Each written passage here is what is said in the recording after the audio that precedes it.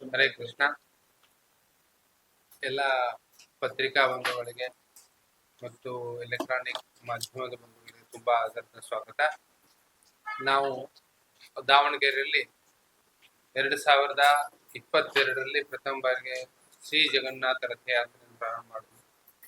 ಈಗ 4 ವರ್ಷ ತುಂಬಾ ಚೆನ್ನಾಗಿ ಅದ್ಧೂರಿಯಾಗಿ ರಥಯಾತ್ರೆ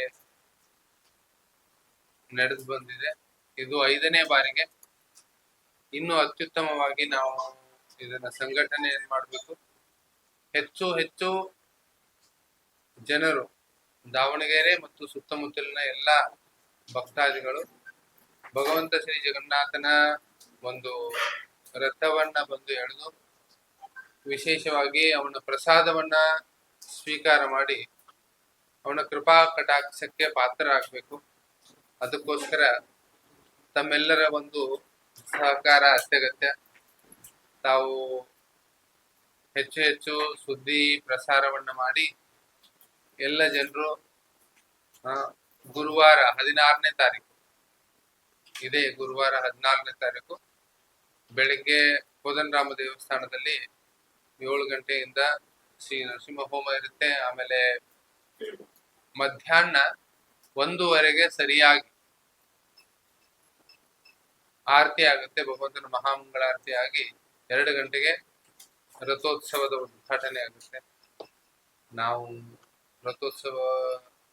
ಉತ್ಸವ ಸಮಿತಿಯನ್ನು ಮಾಡಿದ್ವಿ. ಅದರಲ್ಲಿ ಮಾನ್ಯ ಸಚಿವರಾದಂಥ ಶ್ರೀ ಎಸ್ ಮಲ್ಲಿಕಾರ್ಜುನ್ ಅವರ, ಆಮೇಲೆ ಉತ್ತರದ ಸಚಿವರಾದಂಥ ಸಮರ್ಥ್ ಶ್ಯಾಮ್ನೂರ್, ಆಮೇಲೆ ನಮ್ಮ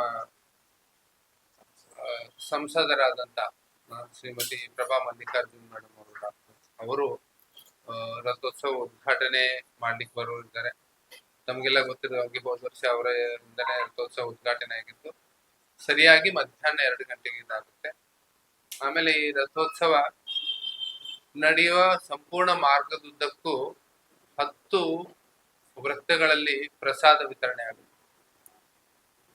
ಈಗ ಪ್ರಾರಂಭ ಸ್ಥಳದಲ್ಲಿ ಮಂಡಿಪೇಟೆಯ ಕೋದಂಡರಾಮ ದೇವಸ್ಥಾನ, ಆಮೇಲೆ ಹಾಸ್ಬಾವಿ ವೃತ್ತ, ಬಕ್ಕೇಶ್ವರ ದೇವಸ್ಥಾನ, ಹೊಂಡದ ಸರ್ಕಲ್, ಆಮೇಲೆ ಅರುಣಾ ಥಿಯೇಟರ್ ಹತ್ರ, ಆಮೇಲೆ ರೈಲ್ವೆ ಸ್ಟೇಷನ್, ಗಾಂಧಿ ವೃತ್ತ, ಜಯದೇವ್ ವೃತ್ತ, ವಿದ್ಯಾರ್ಥಿ ಭವನ ಮೂಲಕ ಇದು ರಥೋತ್ಸವ ನಮ್ಮ ಗುಂಡಿ ಛತ್ರವನ್ನು ತಲುಪುತ್ತೆ. ಈ ಎಲ್ಲ ಒಂದು ಪ್ರಮುಖ ಸ್ಥಾನಗಳಲ್ಲಿ ಪ್ರಸಾದ ವಿತರಣೆ ನಡೆಯುತ್ತೆ ಭಕ್ತಾದಿಗಳಿಗೆ. ಮತ್ತು ಕೀರ್ತನೆ, ಕಲಾ ತಂಡಗಳು ಎಲ್ಲರ ಜೊತೆಗೆ ಮಾರ್ಗದುದ್ದಕ್ಕೂ ರಂಗೋಲಿ ಹಾಕ್ತಾ ಈ ರಥೋತ್ಸವ ಒಂದು ಅತ್ಯಂತ ಉತ್ಸಾಹದಿಂದ ಸ್ವಾಮಿಯನ್ನ ಎಲ್ಲರೂ ತಮ್ಮ ಹೃದಯದಲ್ಲಿ ಮತ್ತೆ ಬರಮಾಡ್ಕೊಳ್ಳೋದು. ರಥೋತ್ಸವ ಅಂದ್ರೆ ಅವನು ಭಗವಂತನನ್ನ ಅವರು ಮರಳಿ ನಮ್ಮ ಹೃದಯವನ್ನ ವೃಂದಾವನ ಮಾಡೋದು. ರಥೋತ್ಸವ ಅಂದ್ರೆ ನಮ್ಮ ಹೃದಯದಲ್ಲಿ ಭಗವಂತನನ್ನ ಸ್ವಾಗತ ಮಾಡೋದು. ಹಾಗೆ ಎಲ್ಲ ಭಕ್ತಾದಿಗಳು ಬಂದು ಭಗವಂತನಿಗೆ ಸ್ವಾಗತ ಕೋರ್ಬೇಕು.